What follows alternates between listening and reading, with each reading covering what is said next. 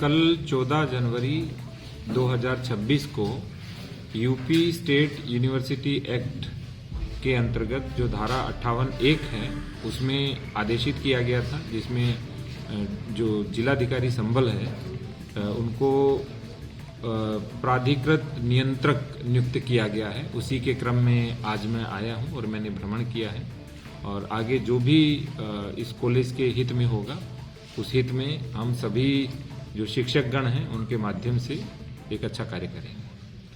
इस कॉलेज के जो पूर्व प्राचार्य डॉक्टर दानवीर सिंह यादव, उनको मैनेजमेंट कमेटी ने बर्खास्त कर दिया था, तो उसको लेकर अभी उन्होंने मुझे जो वीसी साहब हैं उनके द्वारा उन पुराने सभी आदेशों को निरस्त करने का एक आदेश दिखाया गया है। मैंने उनको बोला है, जो पूर्व प्राचार्य थे दानवीर जी को, कि आप अपना रिप्रेजेंटेशन मुझे दीजिए और जो रिप्रेजेंटेशन होगा उसी के अकॉर्डिंग आगे कार्रवाई की जाएगी। सर, कॉलेज के चार तरफ बोर्ड लगाए गए थे, इसमें आपको क्या कहना? देखिए, इस तरह से किसी के व्यक्तिगत रूप से बोर्ड लगाना मुझे तो नहीं लगता है कहीं पर लिखा हुआ है, लेकिन फिर भी मैंने कहा है कि एक बार देखें कि क्या इस तरह के नाम से किसी के भी बोर्ड लगाना उचित है या अनुचित है।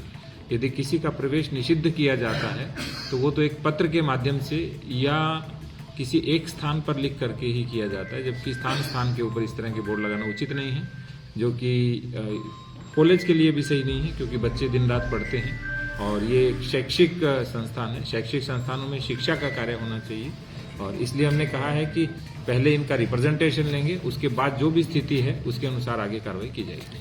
सर, तो क्या इसमें अभी डॉक्टर प्राचार्य जो दानवीर सिंह यादव जी हैं, प्राचार्य इस कॉलेज के हैं? देखिए, वीसी साहब ने पूर्व के सभी आदेश निरस्त कर रखे हैं और उसके बाद का मुझे कोई आदेश मिला नहीं है। मैंने रिप्रेजेंटेशन के लिए बोला है, इस पर अभी मैंने कोई डिसीजन नहीं लिया है। रिप्रेजेंटेशन जैसे ही उनसे प्राप्त होगा उसके बाद डिसीजन लेकर के आगे कार्रवाई की जाएगी। सर, इस कॉलेज में आपके कार्यकाल में क्या क्या चेंजिंग आने की संभावना है? देखिए, मैं तो यही कहूँगा कि पूरे संभल के हमारे जनपद वासी हैं और यहाँ के शिक्षकगण हैं और हमारे जितने भी साथीगण हैं उन सभी के सहयोग से सकारात्मक रूप से शिक्षा की गुणवत्ता के क्षेत्र में काम करेंगे और इंफ्रास्ट्रक्चर को कैसे इम्प्रूव करें उस क्षेत्र में प्रयास करेंगे। यहाँ शिक्षा में गुटबंदी खत्म होगी?